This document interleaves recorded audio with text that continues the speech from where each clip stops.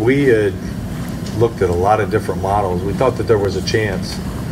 And when we try to break down players, we look at potential starters, potential backups, or maybe even sort of a reserve or even a non-NBA player. And, you know, when we look at Darren Collison and Holiday, we see a lot of similarities. We see speed, we see elite shooting, and we were shocked that he was there. We looked at some move-up options, but before the draft, we'd sort of circled our core and said, outside of our core, let's try to move up or use some of our space that's coming up to maybe take in a contract to move up. And I would say there was a couple possibilities, but they just became too cost prohibitive. And so we said, let's stick at 23, see who comes to us. And we were thrilled at Holiday because has a chance to be a starter down the line. He fits off Victor well because he's a great catch and shoot. He shot 43% from 3, but one of his real specialties is that he can catch and shoot. That's much higher. I think that's over 45, 46 on catch and shoots. At UCLA, he had to take some tough shots, so that brought that number down. But he's a bulldog defender. He's as tough as they get. You know, his brothers obviously played in the NBA. And we felt like he had a great pedigree. When we talk about players, the first thing we talk about is he tough? And he's that. You say he's tough and you know, a solid catch and shooter, but I mean, I guess, does he fit what you guys are trying to do here? I mean, you talked a lot about not wanting to mess with the chemistry of this team. Does he fit the mold? Yeah, I mean, we sat and talked with him quite a bit. Anybody we really get serious, I said, Chad, Peter, Ryan Carr, we have pretty deep conversations. You know, he's hungry to play. He goes in the season behind Corey and Darren, but I see him compete for minutes. And one thing you know about that third point guard position, during the season you get a chance to play. I would be shocked if he didn't play some this year. And you know, as we look down the future, Darren on a 1-year contract, Corey on a 1-year contract, we felt like we really needed to have a point guard in the pipeline that could maybe at least step into the backup role in the future. And when you're picking 23, it's hard to project a starter because the elite players are usually gone. But he has some characteristics of a starter. He's tough, a little undersized, but he's willing to compete. And that's what we really wanted. We wanted somebody that was tough at that position. And what we're seeing a lot in this league is if you're small and you're a little pesky in the backcourt, you can kind of offset some of that size issue. And I see him as a guy that can get really into a guy in the backcourt. You mentioned it. Kevin, when you talk about trading up, think late lottery or where we were looking at every place, but you know, the asking price, I'm just not going to give up those guys. You know, they mean too much to us, and it wasn't worth it to us. And we had a guy targeted. We really wanted a player. There was a player that we were hunting, but it just became too cost prohibitive. Defensive. Aaron, in for a pre-draft workout. What was the extent of your pre-draft communication with him? What were you able to do? We interviewed him in Chicago, and then we watched obviously every possession. And it was funny. We bring in the scouts as a process, and we interview our scouts, and our scouts were really, really high on him. And at the end of the day, that sort of weeds everything to me and Chad. And you know, I wouldn't say that there was consensus because very rarely with our scouts is there a consensus. But once we said that that's who we were taking, even our scouts were really excited. Sometimes that doesn't happen. Was Pat the lead scout for his area? No, Pat actually is in the NBA. He's now moved on to he's an NBA scout. Our West Coast scout is Brian Winters.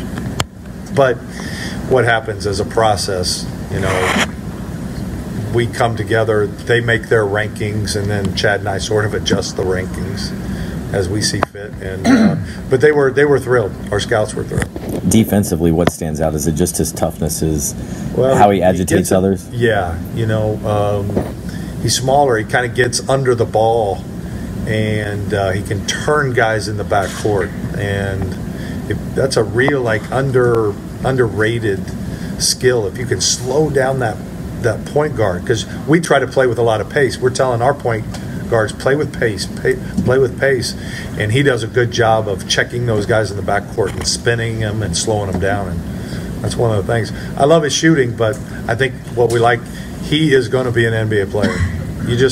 There's some guys you just sit and talk, he's going to be an NBA player. You touched on it a little earlier, just how important it is for this team chemistry to be great. You talked about how great he is on the floor, but off the court, what was it about his personality that makes you think he's going to mesh with this team? Well, I think he's confident, but my gut feel was that he knows he doesn't know everything yet. You see these young kids, they get interviewed and they're like, I'm ready to be an all-star.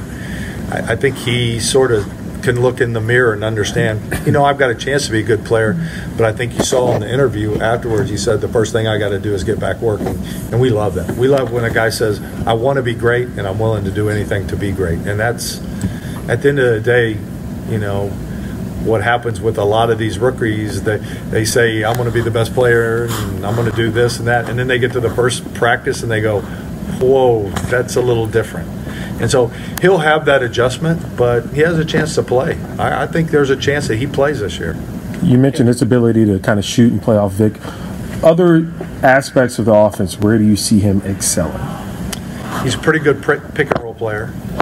You can't go under him in the pick and roll. I think he can play with pace. I think he does a good job of finding players in transition. He's going to have to understand in a pick and roll to hit the pocket pass a little bit better. He doesn't do that very well yet. And I think that's something that he can really improve. And I think he can be a guy like Darren, that Darren gets in the paint and finds others. At his size, he's not going to be a great finisher. So he's got to get in the paint and find others. And he's a willing passer. I mean, there's no doubt about that. You mentioned the similarities with Darren. Are there any other players who are currently in the league who you would I mean, we really saw Darren. Speed, ability to shoot, toughness, pesky in the backcourt. We really saw Darren in him, a lot of him. And Johnson in the second round just seems like a guy that hits the glass pretty much harder than anyone. Alize is a bulldog. We've known about him for a couple of years. He's the guy that if you said, go eat some glass and we're going to win the game, he's probably going to eat. He'll say, well, do you want salt or pepper? He's just, and with that position, I wanted to have a guy that Nate could throw out into a game and go guard somebody in February that just says, I don't care about anything. Just put me on the floor in February where everybody's tired and I'm going to do something. He's okay physically gifted, but the ball goes up. Just some guys that are always around the ball. You'll see it. You'll see it the very first practice. You'll see it in summer league. You could ask him to do anything, number one, and then secondly, I think he just has this amazing ability to find rebounds out of his position. He'll be 5 feet away. If you draw a circle around some people and say this is his rebounding area, his is a big rebounding area. And I think he could be a guy that's a junkyard defender. And as you look in this league, we played Cleveland, you got to be able to have a guy, and he won't be able to learn that in a year. Alize is not a guy that's going to play next year. I say that, he could, but he's got to develop a shooting. He's got a little mechanic issue, but he lives in the gym and he's hungry. Both those guys, we marked a lot of guys off the board on this draft because we just didn't feel like that they were tough. We want toughness. That's what we build this team on, is toughness, and those guys are about as tough as they are in the draft. Kevin, a non-draft question. Do you have any indication right now as to what Thad Young is going to do? No. We've had a few conversations with his agent, but at the end of the day, it's his decision. We'd like to have him back. We'd like to keep this core back, One of the things tonight really presented us was the fact that we could have taken on some contracts and then eliminated up to $20 million of cap space. And we just kept saying, let's be disciplined. We've been so disciplined over the last year and not taking a bad contract. So now the real games begin for us. I mean, the draft is a good place to look at the future. Maybe you get a guy that gets in the rotation next year, but like TJ last year, TJ Leaf, he didn't play much. We expect him after a year. We expect him to play. With our draft picks, it might take him a year to get into the rotation. Where we really get better is July 1. That's where this is set up to when we traded Paul and we brought in Domas and Victor. Part of that whole equation was being able to set up for $20 million in cap space July 1.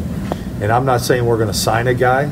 I think there could be uneven trades. There could be a lot of things that can happen with that. And so we preserved that, and that was one of the big things tonight is why stay so disciplined till today and then just lose your cap space immediately. So that's a big thing for our future is being able to use it.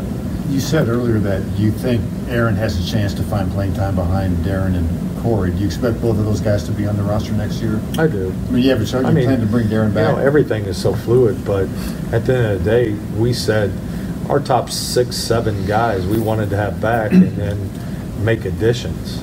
We didn't want to take away. I mean, we wanted the flexibility to see what this team could do, and they wildly overachieved, and they've deserved to see if they can, build on that. And it's my job to add a few more players, a few more pieces that can help them get past the first round or at least get to the playoffs. We don't set goals like that, but I wanted to have some players. I have the flexibility to add a real player this summer, July 1st. It's been reported that Corey Joseph will opt in and stay. Is that your understanding? Are you operating under the assumption he'll come Corey back? Already did. We received that letter. Okay, Corey so did. that's official then. Okay. Yeah. And Thad has that option. We don't have that yet. I think he's exploring what he can get, but we don't have that indication either way. And I don't want to speculate on whether he does or not. Okay. Were there any conversation about second round movement to trade up to get somebody or that type of thing? Yes. Close there. Yes.